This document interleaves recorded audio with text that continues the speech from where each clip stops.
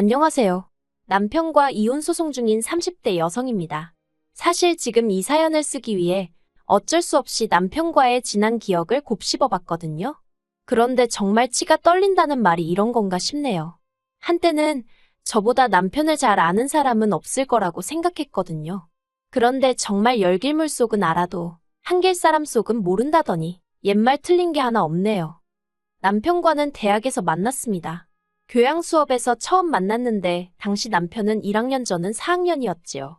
그렇다고 남편이 저보다 연하인 것은 아니에요. 원래는 대학에 갈 생각이 없어서 먼저 군대를 갔는데 군대에서 깨달은 바가 있어 뒤늦게 수능 공부를 했다나요. 그래서 남들보다 늦은 24세 나이에 대학에 들어왔고 그렇게 졸업반이었던 저를 만난 거지요. 남편은 나이 차이 때문인지 동기들과 어울리는 걸 불편해했어요. 동갑이었던 저나 제 동기들을 상대적으로 편하게 느끼는 것 같더라고요. 하지만 저희는 저희대로 남편이 신입생이다 보니 어울리는 게 편치 않았고 게다가 같이 수업을 들은 건 한 번뿐이었으니 친해질 만한 시간도 이유도 충분치 않았달까요. 아무튼 그렇게 저는 졸업을 했고 이후로 한동안 남편의 소식은 들려오지 않았지요. 그리고 솔직히 그렇게 우연히 재회하기 전까지는 어떻게 사는지 잘 지내는지 그런 것조차 딱히 궁금하지 않았어요. 그러다 남편과는 학교 졸업 후 7년 만에 아는 선배의 결혼식장에서 다시 마주쳤습니다. 솔직히 저는 남편을 알아보지 못했는데 남편이 용케 저를 알아보고 아는 체를 해왔지요. 마침 저는 저대로 식장에서 결혼식 주인공인 선배를 제외하곤 아는 얼굴이 없어서 퍽 난감해하고 있었거든요. 그래서 그런 남편이 그 순간만큼은 얼마나 반가웠는지 몰라요. 저희는 자연스레 그간의 소식을 주고받았고 서로의 연락처도 교환했네요. 결혼식장에서 나와 헤어지면서 인사치레로 다음에 밥이나 한번 먹자고 했거든요. 그런데 그 말을 핑계로 남편이 하루가 멀다 하고 언제 볼 수 있냐며 연락을 해오기 시작하대요. 그리고 그 만남을 계기로 저희는 결국 연인 사이가 되었고 3년의 연애 끝에 결혼이라는 결실을 맺게 되었습니다. 하지만 결혼에 이르기까지 그 시간이 순탄했던 것만은 아니에요. 사실 남편과 제가 처한 상황이 다르다 보니 제가 언젠가 한번 헤어지자고 했었거든요. 처음 헤어지잔 말이 나왔던 건 경제적인 이유 때문이었어요. 남편과 재회를 했을 당시 남편은 다니던 회사를 관두고 공인회계사 자격시험을 준비하고 있었습니다. 반면에 저는 대학교를 졸업하자마자 취업에 성공해 회사원으로서 비교적 안정적인 생활을 이어가고 있었지요. 그리고 사정이 그렇다 보니 데이트를 하게 되면 아무래도 제가 비용을 많이 내게 되더라고요. 그게 아니면 먹고 싶거나 가고 싶은 곳을 다음으로 미루거나 포기를 해야 했고요. 그런데 이런 데이트 방식이 저에게는 솔직히 부담스러웠던 게 사실이에요. 그래서 남편에게 일단 시험에 합격하고 나서 다시 만나자고 조심스레 애둘러 이별을 고했습니다.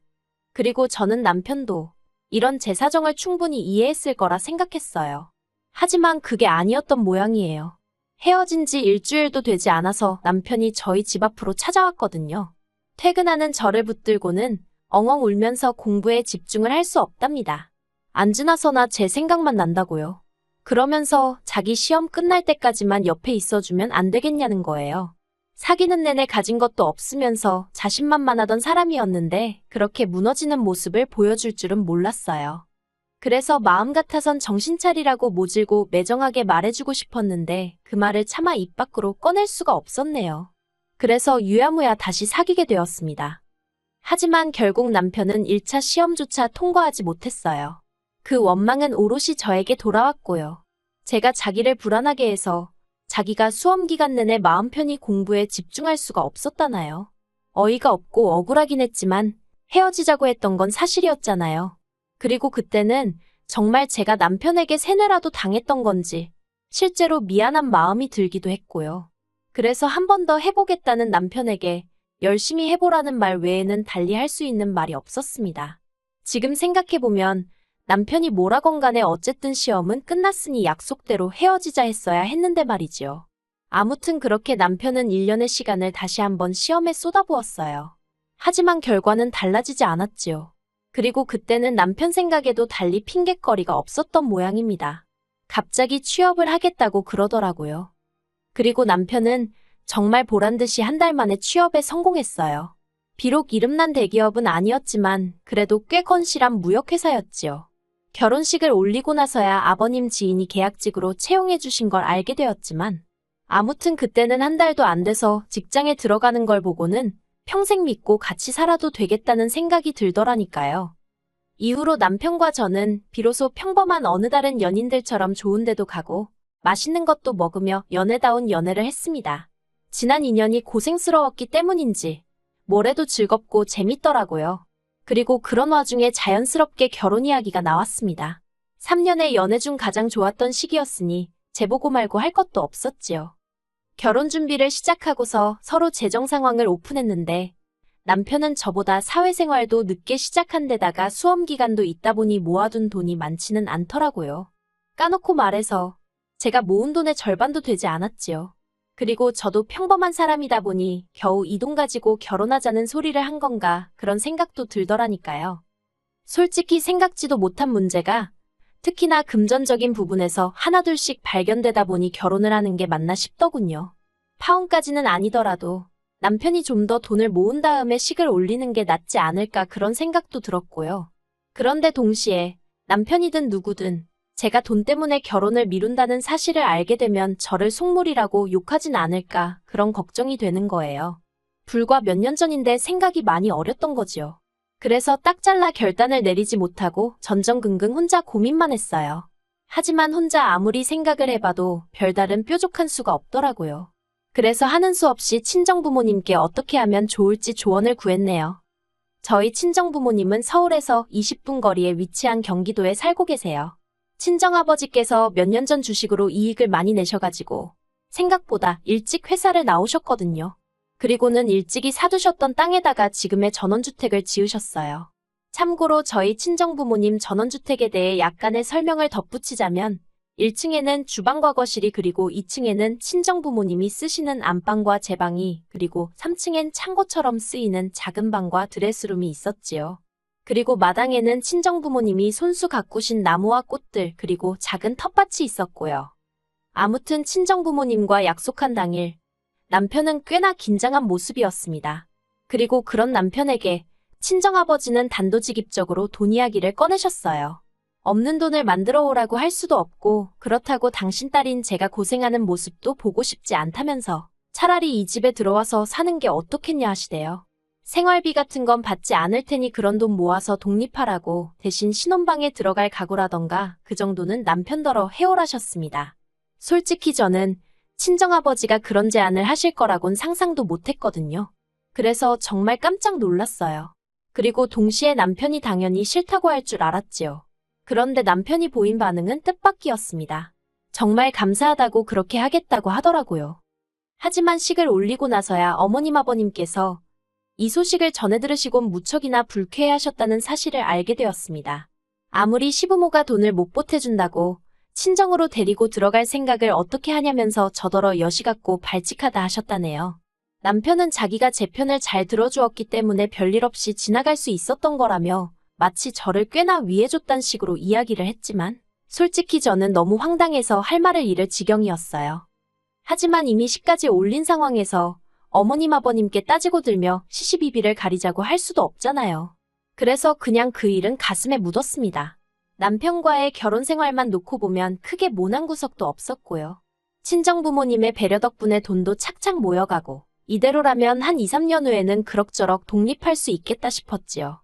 하지만 이러한 행복은 오래가지 않았네요.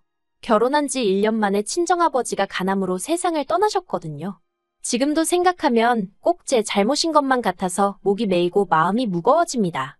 젊은 시절부터 고생을 많이 하셨다는 친정아버지께서는 그래서인지 웬만한 일들은 가족들에게 말하지 않고 혼자 속으로 삭히시는 편이었어요. 아픈 곳이 있어도 말씀하지 않으셨고요. 그리고 언젠가 친정아버지의 안색이 평소와는 달리 보이는 거예요. 그래서 혹시 어디 불편하신 데가 있냐고 물었더니 근래에 소화가 잘 안 되었다고 하시대요. 그리고 육감이라고 해야 할지 순간 불안한 마음이 확 들더군요. 그래서 아버지를 모시고 바로 동네 병원으로 향했어요. 그런데 동네 병원에서 여기저기 살피더니 당장 큰 병원으로 가라고 하는 거예요. 그리고 그렇게 집에서 1시간쯤 떨어진 대학병원에서 저희는 전혀 생각지도 못한 이야기를 듣게 되었습니다. 친정아버지께서 간암이라고요. 평소 술 한 방울 입에 대지 않으시던 분이라서 당장 아버지 본인도 그리고 같이 갔던 저와 남편도 오진 아니냐고 의사에게 화를 냈었을 만큼 믿기지 않는 결과였어요. 하지만 이후로 아버지는 정확히 30일 만에 세상을 떠나시대요. 친정아버지의 죽음 이후로 친정어머니는 눈에 띄게 수척해지셨습니다. 식사도 거의 하지 않으셨고 밤에는 잠도 제대로 이루지 못하시는 눈치였어요. 그리고 솔직히 저도 친정아버지가 떠나서 너무 슬프고 힘들었거든요. 그런데 저까지 무너지면 친정어머니는 누가 챙겨드리나 그게 걱정이 되더군요. 그래서 슬픈 내색도 제대로 못하고 친정어머니 마음만 달래드리는데 집중했어요. 하지만 엄밀히 말해서 제가 할 수 있는 일이 많지가 않았습니다. 그저 어머니 옆에서 안아드리고 식사 챙겨드리고 말동무가 되어드리는 정도였달까요. 그리고 그런 저와 친정어머니를 보기가 불편했던 건지 2달쯤 지났을까 남편이 생각지도 못한 제안을 해오대요. 남편은 친정어머니께 당분간 안방을 비워두시고 작은 방에서 생활을 해보시는 게 어떻냐고 물었습니다. 친정아버지가 생전에 지내시던 공간이다 보니 친정어머니가 더 힘들어하시는 것 같다면서 일부러 거리를 좀 둬보면 도움이 될 것 같다나요. 그리고 그때는 저도 친정어머니도 의지할 곳이 필요했던 탓인지 남편의 그런 말이 꽤나 그럴듯하다고 생각했어요. 그래서 남편 말대로 친정어머니가 안방에서 나와 작은 방으로 옮기셨습니다. 아버지와 지내시던 안방은 아버지 생각이 많이 나시거나 그럴 때 한 번씩 들여다보는 공간으로 두기로 했고요. 그런데 그렇게 친정어머니를 작은 방으로 모시고 며칠 되지 않았던 때였어요. 남편하고 같이 방에서 TV를 보고 있었는데 뜬금없이 시부모님 이야기를 꺼내더라고요. 2분 사시는 전셋집 계약이 끝나가는데 계약금을 올려달라고 했다는 거였지요. 그래서 그러면 앞으로 어떻게 하냐고 대출이라도 받으셔야 하냐고 물었습니다. 무슨 뜻이 달리 있던 게 아니라 그냥 궁금해서 물어본 거였네요. 그런데 남편은 어머님 아버님이 지금 대출을 받으신다고 하면 앞으로 그걸 어떻게 갚냐면서 저더러 갑갑한 소리를 한다는 식으로 짜증을 내는 게 아니겠어요.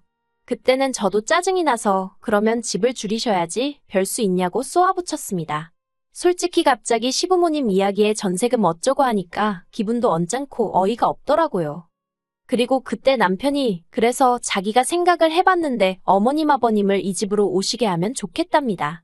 황당해서 제가 그게 무슨 소리냐 했어요. 솔직히 저는 속으로 끼케야 전세금이나 좀 보태달라고 하려고 저렇게 밑밥을 까는 건가 생각하고 있었거든요. 그런데 합가라니 그것도 저희 집도 아니고 저희 친정부모님 집인데 제가 말이 되는 소리를 하라고 화를 냈어요. 그런데 뻔뻔하게도 남편은 집도 크고 방도 비어있는데 안 될 건 뭐냐입니다. 언제까지 안방을 비워둘 수도 없는 노루산이냐면서 자기가 보니까 저희 친정어머니가 작은 방에서 생활하는 것도 불편해하지 않으시는 것 같다나요. 그러면서 이참에 안방은 시부모님께 내어드리자는 거예요. 그 말을 듣고 솔직히 저도 모르게 순간 손이 먼저 나갔어요. 남편 뺨을 때리면서 정신 차리라고 소리를 질렀지요. 당장 내일이라도 다시 친정어머니 안방으로 가시라고 할 거니까 그런 말도 안 되는 망상은 진작에 때려치라고 아주 고래고래 소리를 질렀습니다. 친정아버지 돌아가신 지도 얼마 안 돼서 힘들어하는 와이프한테 지금 합가를 운운하는 것도 부족해서 어디다 누구를 살게 하겠다는 거냐고. 그리고는 제가 남편더러 뻔뻔해도 정도가 있어야 할 거 아니냐고 화를 냈네요. 그러자 남편도 저를 한 대 때릴 기세로 손을 들더니 이제 장인어른도 돌아가셨고 이 집의 남자라곤 자기 하나 아니냐면서 앞으로 큰 결정은 자기 뜻에 따르랍니다.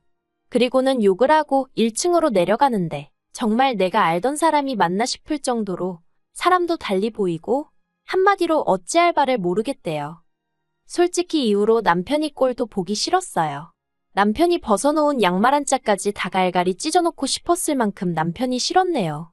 하지만 하루 종일 집에 계시는 친정어머니께 남편이 행여나 해코지라도 하지 않을까 걱정도 되었고 그래서 일단은 이혼이고 뭐고 그런 건 생각도 못하고 오로지 친정어머니만 챙기느라 마음이 급했습니다. 그렇다 보니 원치 않았어도 남편 비위를 맞춰주는 일이 생겼고 그러니 남편은 남편대로 제가 자기한테 시쳇말로 쫄았다고 생각했나 봐요. 날이 갈수록 아주 자기가 이 집에서 모나 되는 것 마냥 주인 행세를 하질 않나? 정말 가짠터라니까요. 그리고 기어이 남편이 저를 폭발하게 만들었습니다. 그날은 친정어머니의 생신이었는데 원래대로면 집에서 한상 차려드렸을 거예요. 하지만 남편 때문에 그러고 싶지가 않대요. 음식을 차려놓으면 남편도 처먹을 텐데 그 꼴이 보기 싫었거든요. 이렇게 쓰면서 돌이켜보니 정말 남편이 싫었던 모양입니다. 헤어지는 건 하루 이틀 시간 문제였던 거지요. 아무튼 그래서 친정어머니를 모시고 고급 레스토랑으로 향했어요. 식사를 마치고는 친정어머니 아래 위로 옷 한 벌도 해드릴 생각이었지요. 그런데 식사를 마치고 차에 올라탔는데 어머니가 속이 별로 안 좋다고 하시는 거예요. 쇼핑도 생각이 없으시다고 그냥 집으로 갔으면 좋겠다고요. 그리고 생각해보면 정말이지 친정어머니 덕분에 살았다고 해도 과언이 아닙니다. 아쉬운 마음을 뒤로하고 집에 도착했을 때였어요. 현관에 들어가는데 집안이 시끌시끌. 이게 무슨 일인가 싶대요. 그리고 2층에서 저는 충격적인 장면을 보았습니다. 안방에서 남편이 어떤 아저씨와 친정부모님 가구를 드러내고 있는 게 아니겠어요. 옆에는 시부모님이 서 계셨고요. 제가 황당해서 이게 무슨 상황이냐고 물었습니다. 그러자 남편이 시부모님 모시고 온다고 했던 거 생각 안 나냐고 되려 저에게 소리를 치대요. 그래서 남편 옆에 있던 아저씨에게 여기 집주인이 저희 어머니신데 지금 누구 허락을 받고 이러고 계시냐고 물었습니다. 그러자 그 아저씨가 화들짝 놀라면서 하는 말이 여기 젊은 사장님이 자기 집이라고 했다면서 기존 가구 다 빼서 처분하고 시부모님 짐으로 채우라고 그랬다는 거예요. 이삿짐차도 근처에 거의 다 도착했다나요. 제가 친정어머니더러 작은 방에 가 계시라 했습니다. 경찰도 부르라고요. 시부모님은 시부모님대로 이게 무슨 상황이냐면서 저에게 소리를 지르기 시작하셨습니다. 이제 와서 여기 못 산다고 하면 당신들은 어디로 가란 이야기냐며 여기 살게 되는 줄 알고 짐도 다 빼왔다고 못 나간다고 배째라 하시대요. 그리고는 원래 아들 없는 집에서는 사위가 아들 노릇하는 거고 장인이 죽었으면 이 집 가장은 자기 아들이 맞는 건데 그러면 아들이 자기 부모 좀 모시고 살 수도 있는 거랍니다. 결국 안 되겠다 싶어서 돈 한 푼 없이 아들만 맨몸으로 덜렁 장가 보내놓고 이제 와서 사돈 재산을 탐내시냐 했습니다. 이래서 수준 안 맞는 집구석하고는 상종을 말았어야 한다고. 저도 그런 말까지 제가 하게 될 줄은 몰랐어요. 그러자 남편이 저를 때리려고 또 다시 손을 들었는데 그건 다행히 옆에서 짐 빼고 계시던 아저씨가 무슨 짓이냐며 남편을 막아서 주셨지요. 듣자 하니 지금 막무가내로 남의 집에 눌러 앉겠다 하는 것 같은데 그러는 거 아니라면서 제 편도 들어주셨고요. 그리고 그때 경찰이 도착했습니다. 왜인지 그 아저씨는 저보다 더 열과성을 다해서 경찰에게 상황 설명을 하시더라고요. 나중에서야 제가 자기를 고소하기라도 할까봐 걱정이 되기도 했고 당신도 시집 보낸 딸이 있어서 그랬다는데 아무튼 감사한 일이었지요. 경찰의 개입으로 상황은 일단락이 되었습니다. 친정어머니가 남편에게도 시부모님에게도 당신 집에 있는 거 싫으니 나가달라고 하셨고 경찰도 집주인이 싫다 하면 별 수 없다면서 짐 챙겨 나오라고 했거든요. 어머님 아버님이 저희 어머니더러 심보가 그래서 남편이 일찍 죽은 거라 막말을 하시길래 저도 두 분 말씀하시는 거 보니 왜 집구석이 그 모양 그 꼴인지 알겠다고 받아쳐버렸네요. 그 나이 되도록 뭐하고 사셨길래 아들 재산도 아니고 사돈 재산에 침을 바르려고 하냐고요. 그러자 남편이 경찰이 있는데도 또 손을 들어서 경찰에게 제지를 당했고 난장판도 그런 난장판이 없었습니다. 그리고 이후로 저는 남편을 고소했고 이혼 소송을 시작했어요. 서로 못 볼 꼴을 다 본 상황이라서 웬만하면 협의 이혼을 하려고 했는데 친정아버지가 친정어머니 앞으로 남긴 그 전원주택의 절반을 자기에게 달라는 말도 안 되는 소리를 짓거리면서 버텨가지고 방법이 없었네요. 그래도 제가 이길 거란 확신이 있기에 지금 이 시간이 지겹긴 해도 걱정은 되지 않습니다.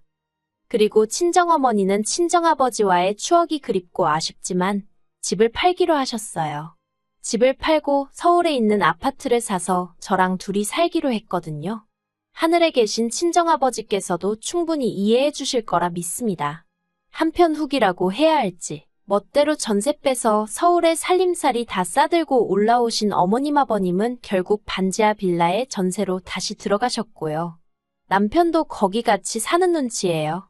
저더러 자기가 혼수해왔으니까 그 돈부터 돌려달라는데 생활비 안 내고 저희 집에서 먹고 잔 건 어떻게 계산할 거냐고 못 준다 했거든요. 그래서 뭐 당분간이 될지 평생이 될지는 모르겠지만 어쨌든 어머님 아버님하고 살지 않으면 갈 곳이 마땅치 않았을 거예요. 어떻게 끝내야 할지 모르겠지만 아무튼 돈 앞에선 장사 없다더니 정말 그 말이 딱이네요. 비록 이혼녀 딱지가 붙긴 했지만 그래도 돈은 안 뜯겼으니 천만 다행이다 생각하고 앞으로 좀 더 주의하면서 살겠습니다.